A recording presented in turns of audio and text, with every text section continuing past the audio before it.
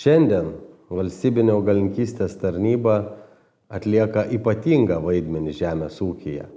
Nuo paprastų grūdų kokybės tyrimų iki pasėlių laukų aprobavimo bei sėklos sertifikavimo, augalų apsaugos produktų registravimo. Tarnyba atlieka ir kitas labai svarbias funkcijas, apie kurias dažnai mes net nepagalvojame.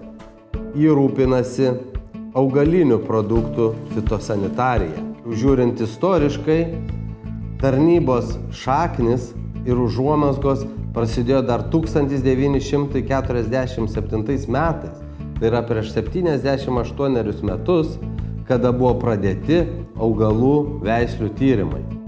Tarnybai atrodo nedaug, tik 15 metų. Tačiau ji gimė sujungus 3 tarnybas į vieną. Tai yra augalų apsaugos tarnyba, grūdų ir sėklų kokybės tarnyba bei augalų tyrimų centrą. Tarnyba buvo reorganizuota 2010 metais, kai dirbau pirmą kartą žemės ūkio ministru. Tikslai. Tai sujungti 3 atskiras organizacijas ir pagrindinis tikslas, tai aišku, biurokratijos mažinimas. Nes kada reikia per 3 pakopas žengti ūkininkui ar tai verslininkui, nes tarnyba labai daug institucijų turi bendrus kontaktus, tai iš tikrųjų tas laikas labai prailgėja. Ir pagrinde buvo, mes tada įdieginėjom trumpasias grandines, atsirado ūkininkų turgeliai, reikalinga buvo ir kokybė, ir kokybės priežiūra. Tai šiai organizacijai ir buvo suteikti įgaliojimai tvarkyti šios visus reikalus. Dar labai viena svarbi funkcija tai buvo eksportas. Eksportas mūsų produkcijos į visas pasaulio šalis. Nes mes eksportuojame šiandien į 140 šalių, panašiai tada buvo apie 100 šalių. Tai norint, kad mūsų produkcija atitiktų europinius standartus, kokybės reikalavimus, įgautų pasitikėjimą pasaulio rinkose, šios tarnybos uždavinys buvo tikrai didelis. Ir aš galvoju, kad su tuo buvo pilnai susitvarkyta. Augalininkystės tarnyba sudaro 29 padaliniai. Iš jų 18 teritorinių padalinių. Tai įeina ir pasienio postai, įeina ir regioniniai padaliniai, taip pat ir centriniai padaliniai ir augalų veislių tyrimo stotis. Pakankamai svarbus yra pasienio postai. Tai yra mūsų importas, tai yra importo kontrolė. Tai yra ne tik pagrindinė funkcija apsaugoti nuo kenkėjų ir parazitų, kurie gali patekti į Lietuvą, bet taip pat ir į Europos Sąjungą. Tai yra svarbu pabrėžti, kad augalininkystės tarnyba atlieka kontrolės funkcijas importo augalinių kilmės produktų ir augalų ne tik Lietuvos, kurie yra įvežami, bet ir Europos Sąjunga. Taip pat yra svarbus ir mūsų regioniniai padaliniai, kurių pagrindinė funkcija šiuolaikinei augalininkystės tarnybai tai yra ne vien kontrolė, ne vien patikros, bet ir konsultavimas. Konsultavimas arčiau ūkininkų, žemdirbių ir kitų ūkio veiklos subjektų. Taip pat svarbios pas mus yra ir augalų veislių tyrimo stotis, kurie užtikrina ir rūpinasi, kad sėklos kokybė būtų pakankamai gera ir iš esmės derliai būtų tikrai geri. Taip pat pas mus ir metodiniai skyriai, kurie atlieka pakankamai svarbų vaidmenį.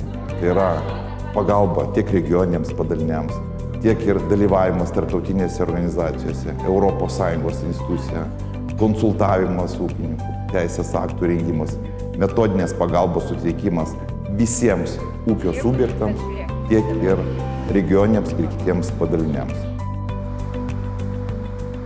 Žinoma, negalima apsieiti ir be mūsų 2 laboratorijų. Tai yra fitosanitarijos laboratorija, kuri yra pripažinta, yra ir tarptautinių mastų, ir Europos Sąjungos, kur yra sertifikuota laboratorija, kuri atlieka tikrai pakankamai svarbų vaidmenį ir jos kokybės atliekami tyrimai niekam neturi sukelti kažkokių tai abejonių.